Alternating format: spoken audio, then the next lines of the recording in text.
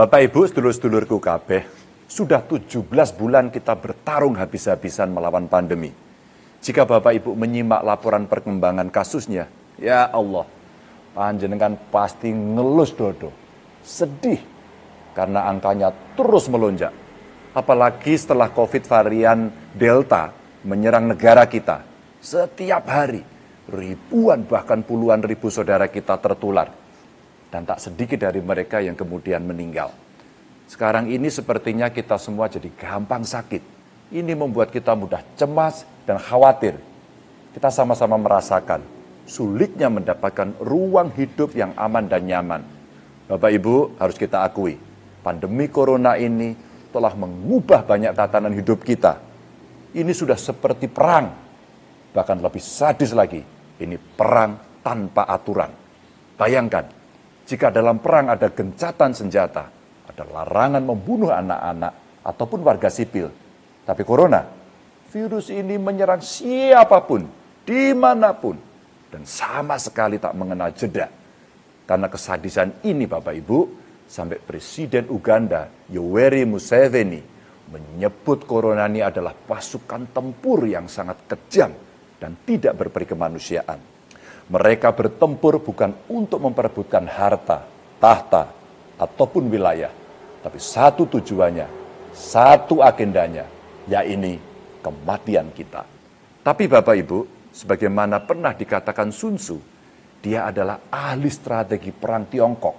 Sekejam dan sekuat apapun musuhmu, dia tetap bisa dikalahkan. Sekali lagi, tetap bisa dikalahkan. Caranya, kenali dirimu, dan kenali musuhmu. Nah, panjenengan semua pasti sudah perso, sudah paham betul bahwa corona akan melemah jika kita disiplin dalam memahami protokol kesehatan. Protokol kesehatan ini adalah benteng pertahanan. Pakai maskermu, maka corona tidak akan menyerangmu. Jaga jarakmu, maka corona akan menjauhimu. Cuci tanganmu, maka corona akan mati di situ. Dan jika corona punya ribuan jalan untuk menyerang, kita juga punya ribuan pasukan untuk menghadang. Apa itu? Vaksin. Tapi nggih niku Bapak Ibu, kita harus ikhtiar. Kudu wani lan gelem rekoso sithik. Kita harus disiplin dan sabar. Jangan sampai cuma disuruh pakai masker, langsung blayer. Diminta jaga jarak, langsung bentak. Disuruh di rumah saja, tidak terima. Padahal Bapak Ibu, dalam situasi peperangan, perang dengan persenjataan, tidak diminta pun, tidak disuruh pun, kita pasti akan gage-gage menyelamatkan diri. Buru-buru bersembunyi agar aman dan tidak terkena tembakan. Kalau perlu kita punya tempat persembunyian, kita akan masuk ke sana, tak peduli harta, yang penting nyawa. Jadi Bapak Ibu, kalau sekarang pemerintah menerapkan PPKM darurat, itu adalah bagian dari ikhtiar untuk menciptakan benteng besar dan kuat agar semakin banyak dulur kita yang terselamatkan. PPKM ini bukan untuk memberatkan, apalagi menyusahkan panjenengan. Mboten. Kalau pendapatan panjenengan jadi berkurang atau pekerjaan panjenengan jadi abot karena PPKM ini, kula nyuwun panjenengan sing ikhlas nggih, yang namanya ikhtiar, apalagi ini berjuang untuk melawan pagebluk, nggih pasti ada risiko. Ini semua kan demi keselamatan kita, keselamatan keluarga kita, saudara-saudara kita, teman-teman kita semuanya, juga tetangga kita.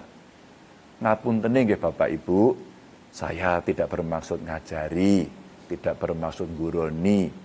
Yen pancen tiba mangsane lelakon rekoso sing kudu awake dhewe lakoni, nggih pun, ayo awake dhewe hadepi. Kalau memang tiba saatnya kita menghadapi suatu kesulitan, ya sudah, harus kita hadapi bersama. Yakin mawon, jika kita benar-benar disiplin dan sabar mematuhi protokol kesehatan, tidak banyak bepergian, dan tidak sak penake dhewe, tidak semaunya sendiri, lakon rekoso ini ora bakal suwe. Kesulitan ini tidak akan berlangsung lama dan pandemi bisa kita atasi. Saya percaya. Bapak Ibu saged ngugemi paugeran niku. Ikhtiar niku dadi sarana sumelehe awake dhewe marang Gusti. Sumeleh niku mboten namung pasrah, mboten namung dedonga, tapi kudu ana keringet sing tumetes ing bumi. Kersane saged dadi saksi yen awake dhewe iki wis kanthi temen pengen selamat saking pandemi. Saya ingat pesan dari ibu saya ketika saya merasa putus asa dan berhenti kuliah karena tidak ada biaya. Jar, iki laku sing pancen kudu mbok lakoni. Aja nglukro. Tetep po ikhtiar lan sumeleh marang Gusti. Saya tahu apa yang saya alami ketika itu tidak seberat yang kita hadapi sekarang. Kondisi juga berbeda. Tapi peweling aja nglukro yang beliau wejangkan itu selalu membuat saya gumregah ketika menghadapi kondisi sesulit dan serumit apapun. Karena kita isin duwe Gusti Allah. Makanya Bapak Ibu, sedulur-sedulurku kabeh, kula nyuwun, tulung, sepeda malih tulung, ampun nyerah. Kesel ora apa-apa. Sambat boten masalah. Ning awake dhewe kudu obah. Karena ana tangga sing kudu dijogo. Ada teman yang harus kita amankan. Ada keluarga yang harus kita jaga agar tidak jadi korban corona. Senajan awake dhewe iki mung sak derma, senajan mubah musike donya iki ana ing ngersane Gusti Pangeran, yen awake dhewe terus ikhtiar dan berdoa, insyaallah apa yang jadi pengharapan bakal kesampaian. Apa panjenengan tidak ingin seperti warga beberapa negara yang sudah melonggarkan protokol kesehatan? Apa panjenengan tidak ingin bisa kembali nonton sepak bola di stadion? Apa panjenengan tidak ingin bisa bebas bekerja? Bebas bepergian, bebas jajan, dan ngumpul bareng teman-teman. Pasti ingin toh? Saya ingin, semua juga ingin seperti itu. Tapi sekarang belum saatnya. Kita mesti sabar dulu. Ada tugas yang harus kita selesaikan terlebih dulu. Yaitu bersama-sama melawan dan mengalahkan corona. Apakah corona bisa dikalahkan? Bisa. Sangat bisa. Asalkan kita bergerak bersama-sama. Awake dhewe kudu saling nguatke. Ojo sampai loyo. Ojo sampai ngelukru. Apalagi Bapak Ibu, bangsa kita ini kan sejak dulu telah ngugemi apa itu gotong royong. Nah, inilah saat yang paling tepat untuk membuktikan kekuatan bahwa sebesar apapun masalah yang kita hadapi, pasti mampu kita atasi jika kita bergerak bersama. Contohnya sederhana.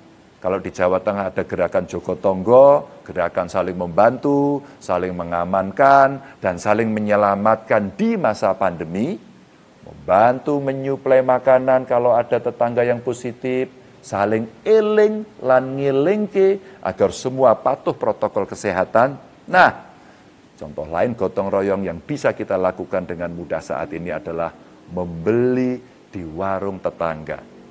Karena kondisinya seperti ini, ya ayo ngelarisi dagangane tonggone dhewe ben kabeh tetep ayem lan tentrem. Ngoten nggih Bapak Ibu, sedulur-sedulurku kabeh, kula pesen terus jaga kewarasan panjenengan. Matur nuwun.